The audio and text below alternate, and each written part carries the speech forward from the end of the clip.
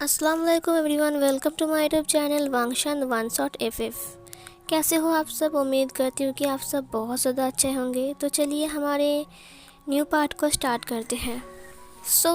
उस पार्ट में हमने देखा था कि आज फाइनली वांग जी वापस आने वाला है और विंग बहुत ज़्यादा हैप्पी था कि उसका हस्बैंड वापस आने वाला है और अब बेबी के बारे में वो वांग जी को बता सकता है। वो उसे सरप्राइज़ देगा।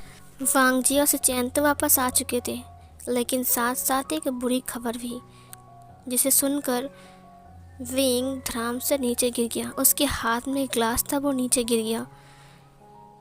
आ चिंग भी पूरी तरीके से शॉक था और इधर जो लान कोरैन था उसके हाथ में फ़ोन था, वो फ़ोन नीचे गिर गया। विंग ने कहा, नहीं, ये नहीं हो सकता है, ये कैसे हो गया, ये नहीं हो सकता है। ये बोलकर वो दौड़ने लगता है। उसे ड्राइवर से कहा, गाड़ी निकालो। लान कोरैन भी गाड़ी निकालने के लिए बोलता है। वहाँ से दो गाड़ी निकालता है, जहाँ पर एक में विंग और आचिंग था और दूसरे में लान कोरैन जा रहा था। ये खबर बहुत बुरी थी। जब वो लोग एयरपोर्ट पे थे, अचानक कुछ लोगों ने उनके ऊपर अटैक कर दिया, जिससे वांग जी बुरी तरीके से घायल था और सिचैन के हाथ में गोली लगी थी और पैर में। और वांग जी, उसका एक्सीडेंट हो गया था, बहुत बुरी तरीके से एक्सीडेंट हुआ है। उसके सिर पर बहुत गहरा चोट आया है और उसके सिर से ब्लड निकल रहा था। उसकी जो गर्दन था वहाँ पर कट का निशान था, उसकी नोज़ पर कट का निशान था, उसके हाथ पर, हर जगह पर। और डॉक्टर सबको साइड करते हुए उसे ओटी के अंदर ले जा रहा था। विंग कुछ और नहीं सोचता है, सीधा गाड़ी से निकलकर वो नर्सिंग होम की तरफ दौड़ने लगता है, जिसके साथ आचिंग भी रोते हुए आ रहा था। लान कोरैन भी घबराते हुए आ रहा था। वो लोग ओटी तक पहुंच गए थे, जहां पर सिचैन और वांग जी दोनों ही अंदर थे। सिचैन के हाथ में गोली लगा था, उसे बहुत ज़्यादा ब्लड लॉस हुआ है। उसे ब्लड देने के लिए दो लड़के वहाँ पर आ चुका था और फिर वो लोग ब्लड देने के लिए ओटी के अंदर भी चले गए थे, जहाँ पर वांग जी को भी ब्लड चढ़ाया गया था और उनका ऑपरेशन चल रहा था, उन दोनों का ही। अंकल कोरैन ने कहा, ये कैसे हो गया, किसने उनके ऊपर हमला किया, मुझे तो यकीन नहीं हो रहा है। उसने विंग को देखा, जो कि बहुत रो रहा था। विंग बैठा हुआ था और प्रे कर रहा था कि वांग जी बिल्कुल ठीक हो जाए, क्योंकि डॉक्टर ने कहा है कि लान वांग जी की हालत बहुत ज़्यादा ख़राब है। सीजन के पास गोली लगी थी, लेकिन लान वांग जी को बहुत बुरी तरीके से, मतलब उसका एक्सीडेंट हुआ है। इधर जो आचिंग था वो भी बहुत ज़्यादा रो रहा था, वो भी विंग के पास बैठा हुआ था। कोरैन ने कहा, तुम्हारी वजह से हो रहा है ये सब कुछ, समझे विभूषण। वो अंकल कोरैन को देखने लगे। अंकल कोरैन ने कहा, इस बार अगर वांग जी को कुछ हुआ ना, तो मैं पक्का कह रहा हूँ, मैं तुम्हें घर से बाहर निकाल दूंगा, तुम्हें कभी माफ़ नहीं करूँगा, समझे। विभूषण ने कहा, मैं क्या करूँ, मैंने क्या किया। आचिंग ने कहा, अंकल ये आप कैसी बातें कर रहे हो, विंग ने क्या किया, विंग ने कुछ भी नहीं किया है। उनके राइवल्स ने उनके ऊपर अटैक किया था, पुलिस उनका खोज लगा रहे हैं, आप चिंता मत कीजिए, वो बहुत जल्द उन्हें पकड़ लेंगे। ये सुनकर विंग ने कहा, मुझे बहुत घबराहट सी हो रही है। लान कोरैन ने कहा, घबराहट सी हो रही है तुम्हें? तुम तो बहुत खुश हो ना, क्योंकि वांग जी को तो तकलीफ में तुम देख सकते हो, तुम्हें अच्छा लगता है। आचिंग ने कहा, वो उसका हस्बैंड है और आपको क्या लगता है कि हम दोनों खुश हैं, क्योंकि हम दोनों के हस्बैंड दोनों ही ओटी के अंदर हैं। कोरैन ने कहा, मैं तुम्हारा बात नहीं कर रहा हूँ, मैं इसकी बात कर रहा हूँ। ये बदतमीज़ लड़का, ये बहुत अनलकी है। जब से ये वांग जी की लाइफ में आया है, तब से कुछ ना कुछ होता जा रहा है, बहुत बुरा। पहले भी वांग जी का एक बड़ा एक्सीडेंट हुआ, वो मरते मरते बचा, और फिर से देखो दोबारा। अगर इस बार कुछ हुआ ना, तो मैं इसे कभी माफ़ नहीं करूँगा, समझे।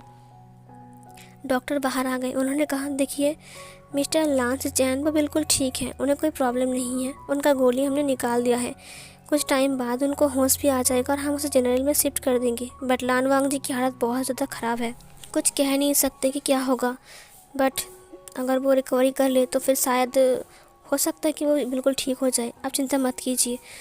उसको बहुत गहरा चोट लगा है, क्योंकि वो गाड़ी के अंदर फंस चुके थे।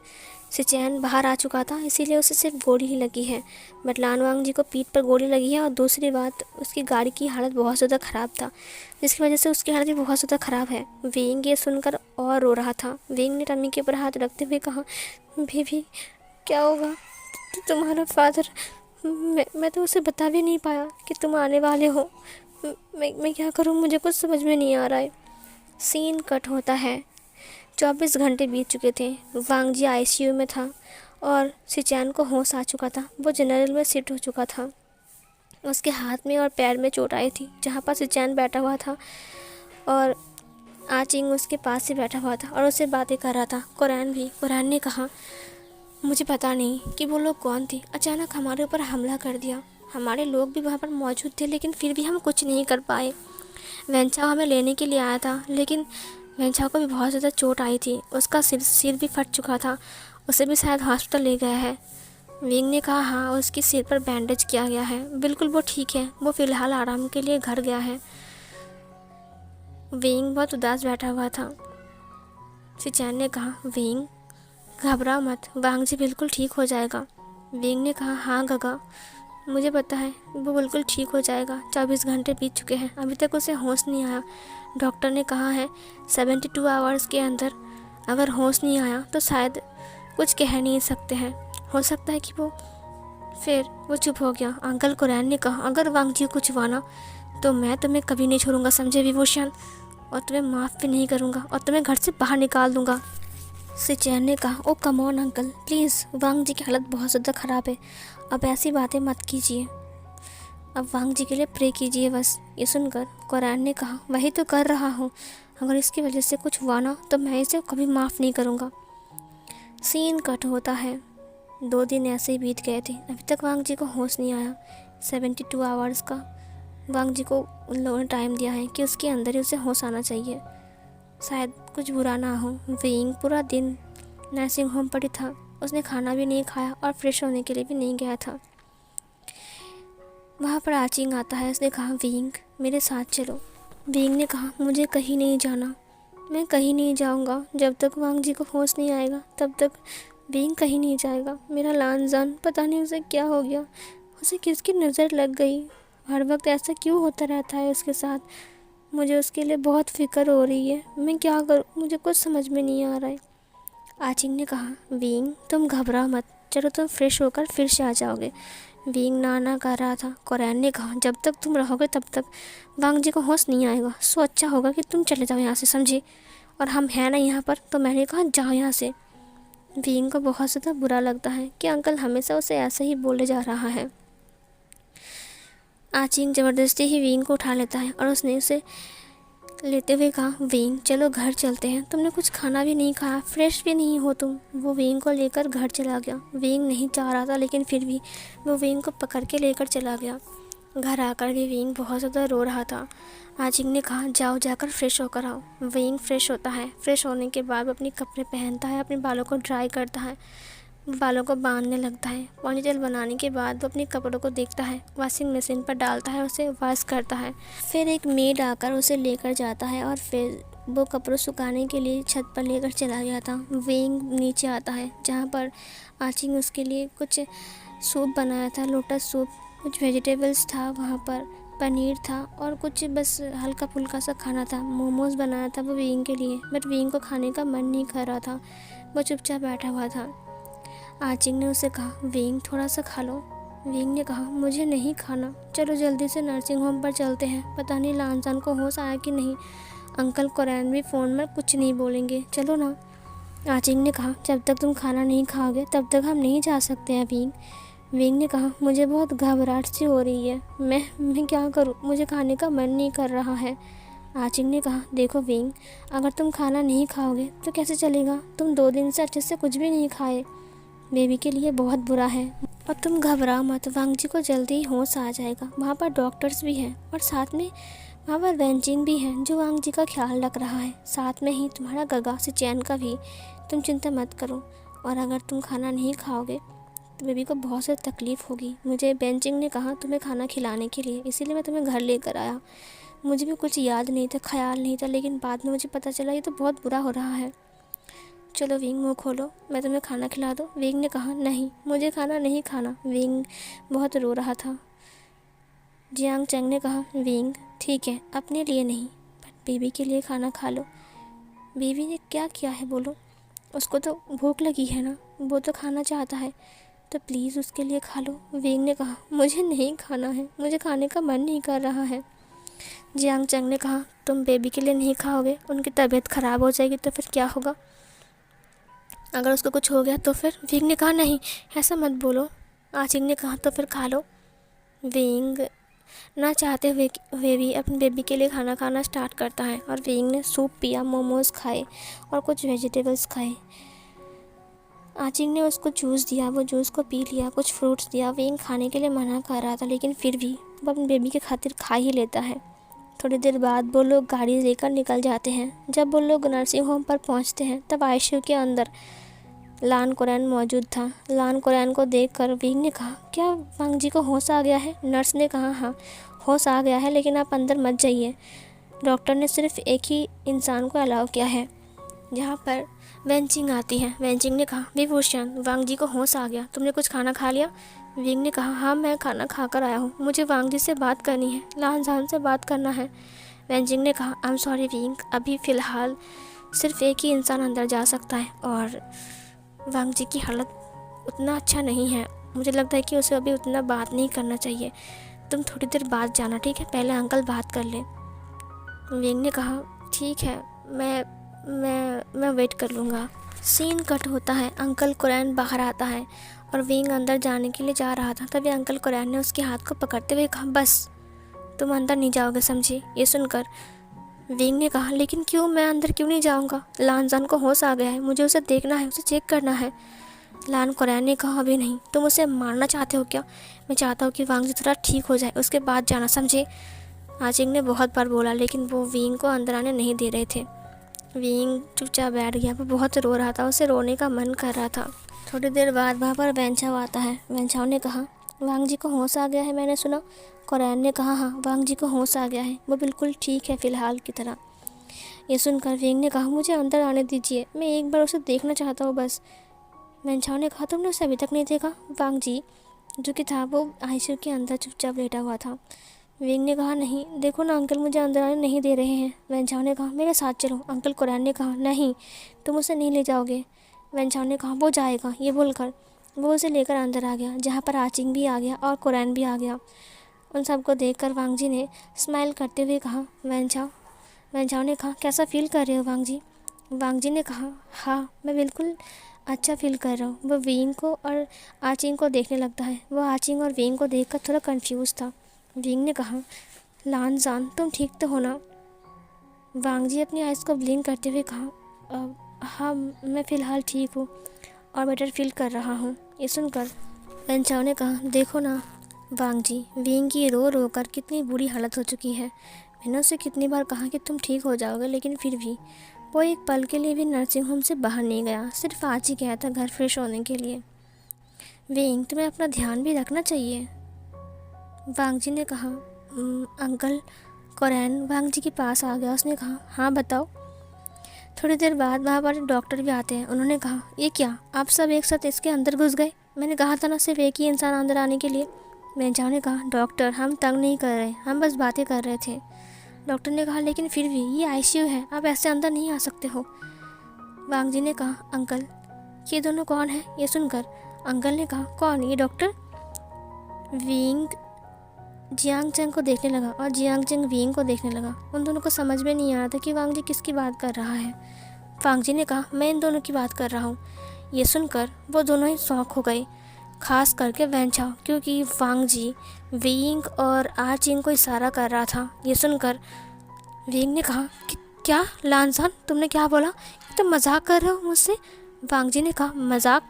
मैं मजाक क्यों करूँगा? अंकल ये दोनों कौन है? क्या ये हमारे गेस्ट हैं? मैं इन दोनों को नहीं जानता। ये सुनकर आचिंग ने कहा, वांग जी मैं तुम्हारा ब्रदर इन लॉ हूँ और ये विंग है, तुम्हारा ओमेगा हस्बैंड। ये सुनकर वांग जी ने कहा, मेरा? ये तुम कैसी बातें कर रहे हो? देखिए मेरा ओमेगा हस्बैंड मतलब मेरी शादी भी नहीं हुई अभी तक। ये सुनकर आचिंग ने कहा, शादी नहीं हुई मतलब? हाँ, हम दोनों की शादी तो साथ में हुई है। तुमने विंग के साथ शादी किया चर्च में जाकर। अब तुम बोल रहे हो कि तुम उसे नहीं जानते हो। वांग जी ने कहा, बट मैं सच कह रहा हूँ, ये कौन है मैं नहीं जानता। और शादी की बात कर रहे हो? मेरी शादी नहीं हुई अभी तक। और शादी? अंकल मैंने कहा था ना मुझे शादी नहीं करनी है। उसकी अंकल ने कहा, क्या? डॉक्टर थोड़ी देर के लिए सोचते हैं, उसके बाद उन्होंने कहा, क्या तुम अपने अंकल को पहचान पा रहे हो? फिर उसके अंकल ने कहा, वांग जी को हुआ क्या है? डॉक्टर ने सारी रिपोर्ट्स को चेक करते हुए कहा, दरअसल इसकी 1 साल पहले की मेमोरीज चली गई है। ये सुनकर विंग ने कहा, क्या कहा आपने? डॉक्टर ने कहा, जो मैंने कहा आपने सुना वही। 1 साल की मेमोरीज ये पूरी तरीके से भूल चुके हैं, इन्हें कुछ भी याद नहीं। हमने काफ़ी टाइम तक इनसे सवाल जवाब पूछे बट वो सही से और ढंग से जवाब नहीं दे पा रहे थे। पिछले एक्सीडेंट की बात भी ये भूल चुके हैं। तो मुझे लगता है कि 1 साल पहले की या फिर 1.5 साल पहले की सारी याददाश्त इसकी दिमाग से मिट चुका है। विंग ने कहा, यह नहीं हो सकता। उसने रिपोर्ट्स को देखा। डॉक्टर ने कहा, यह सच बात है। एक्सीडेंट की वजह से इसके दिमाग की गहरे पर बहुत ज़्यादा चोट आई है, जिसकी वजह से ये सब कुछ भूल गए हैं। I am sorry mister Vibhushan, मुझे माफ़ कर दीजिए, मैं इसका कुछ नहीं कर सकता हूँ। विंग ने कहा, इसकी आदत वापस कैसे आएगी? इसकी आदत वापस कैसे आएगी डॉक्टर? डॉक्टर ने कहा, आई एम सॉरी बट कुछ कह नहीं सकते हैं। शायद कल ही वापस आ जाए या फिर 1 साल बाद, 2 साल बाद या फिर कभी नहीं। विंग ने कहा, नहीं, ये नहीं हो सकता है। आप कुछ कीजिए ना। लानसान को तो मैं याद ही नहीं हूँ। अगर 1-1.5 साल की बात है तो मैं तो कुछ भी याद नहीं उसे। 1-1.5 साल पहले तो हम मिले भी नहीं थे। मुझे तो कुछ समझ में नहीं आ रहा ये आप कैसे बातें कर रहे हो डॉक्टर?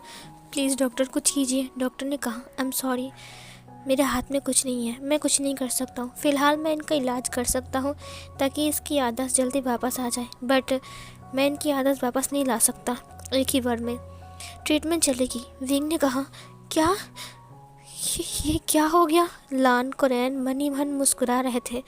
उनकी होठों पर एक ईवल स्माइल थी और वांग जी घबराया हुआ था और उन दोनों को कन्फ्यूजली देख रहा था। फिर वैन झाओ ने कहा, वांग जी तुम्हें याद नहीं? ये है Jiang Chang, I mean Wing का भाई, तुम्हारा ब्रदर इन लॉ। वांग जी ने कहा, बट मुझे कुछ भी याद नहीं।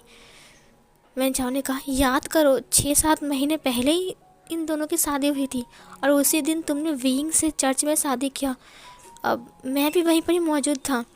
वांग जी ने कहा, ये तुम क्या बकवास कर रहे हो वैन झाओ? शादी, तुम्हें पता है ना मुझे शादी से सख्त नफरत था और तुम मुझसे ये सब क्या बकवास कर रहे हो वैन झाओ? वैन झाओ ने कहा, लेकिन वहाँ पर वैनचिंग भी आ गई। वैनचिंग ने कहा, ये मैंने क्या सुना? वांग जी की 1.5 साल 1 साल पहले की मेमोरीज वो सब कुछ भूल चुका है। विंग ने रोते हुए कहा, वैनचिंग देखो ना, वांग जी मुझे पहचानने से इनकार कर रहा है। वो बोल रहा है कि वो मुझे नहीं जानता, हमारी कभी शादी ही नहीं हुई। मैं क्या करूं? वैनचिंग ने कहा, विंग शांत हो जाओ, इस टाइम तुम इतना मत घबराओ, इतना टेंशन मत करो, सब कुछ ठीक हो जाएगा। वांग जी ने कहा, बट मुझे समझ में नहीं आ रहा है कि ये लड़का बार बार खुद को मेरा हस्बैंड क्यों बोल रहा है। मैंने कहा ना मैं इसे नहीं जानता हूँ और वैसे भी मैंने इसे पहली बार देखा। वैनचिंग ने कहा, वांग जी याद करने की कोशिश करो, ये विंग है, तुम्हारे साथ इसकी शादी हुई है चर्च में जाकर। विंग को याद करो। वांग जी ने अपने सिर पर हाथ रखते हुए कहा, विंग। फिर वैनचिंग ने कहा, हाँ विंग, याद करो। वांग जी का सिर दर्द करने लगा। उसने कहा, मेरा सिर। लान को रैन को कुछ अजीब सा लगा। उसने कहा, बस करो, और कितना? डॉक्टर ने कहा, देखो वो अभी भी ठीक हुआ है, प्लीज़ उसे इतना मत टेंशन करवाओ, और वैसे भी अगर वो चिंता करेगा तो उसकी तबीयत ख़राब हो जाएगा, पहले उसे ठीक होने दो। विंग बहुत रो रहा था। लान कोरैन ने कहा, तुम सब बाहर जाओ, तुम्हारी वजह से वांग जी का दिमाग ख़राब हो जाएगा फिर से, उसका सिर में पेन हो रहा है। मैंने कहा बाहर जाओ। विंग ने कहा, लेकिन लान जान। आचिंग ने कहा, विंग बाहर चलो अभी। उसके बाद वो उसे बाहर लेकर आ गया। लान कोरैन ने कहा, वांग जी तुम रेस्ट करो, तुम्हें कुछ सोचने की ज़रूरत नहीं है, ठीक है? ये बोलकर वो वैनछा को लेकर बाहर आ गया। वैनचिंग ने कहा, विंग शांत हो जाओ। विंग बहुत रो रहा था। विंग ने कहा, शांत हो जाओ? कैसे वैनचिंग, शांत कैसे हो जाऊँ मैं, जबकि वांग जी मुझे याद भी नहीं कर पा रहा है। वो मुझे भूल चुका है पूरी तरीके से, उसको कुछ भी याद नहीं। हाँ, उसको मैं क्या बताऊँ, मुझे कुछ समझ में नहीं आ रहा है। वैनछाओ ने कहा, अब क्या होगा? वैनचिंग ने कहा, विंग तुम प्रेग्नेंट हो, इस बात को तुमने वांग जी को बताया था? विंग ने कहा, मैं उसे बताने वाला था, मैंने उससे कहा था कि उसके लिए एक सरप्राइज़ है और जब वो घर आ जाएगा तब मैं उसे सरप्राइज़ दूंगा। मैं उसे सरप्राइज़ देने वाला था इस बात को लेकर कि हमारे एक बेबी आने वाला है, बट उससे पहले ही उसका एक्सीडेंट हो गया और फिर वो सब कुछ भूल गया। डॉक्टर कह रहे हैं 1-1.5 साल की याददाश्त उसके दिमाग से मिट चुकी है। 1-1.5 साल पहले तो हम लोग मिले भी नहीं थे। हम मैं इसे कैसे समझाऊँ, मैं क्या बोलूँ, मुझे कुछ समझ में नहीं आ रहा है। विंग बहुत रो रहा था। वहाँ पर चैंग ने उसे समझाते हुए कहा, विंग शांत हो जाओ। थोड़ी देर बाद वहाँ पर मैडम यू और फेंगमियान आ गए। उनके साथ निहुसेंग भी आया था और वो सब लोग वांग जी को देखने के लिए आए थे। सिचैन को देखने के बाद वो लोग वांग जी को दूर से ही देख रहे थे। मैडम यू ने कहा, क्या कहा तुमने आचिंग? वांग जी को 1-1.5 साल की बात, पुरानी बातें कुछ भी याद नहीं है?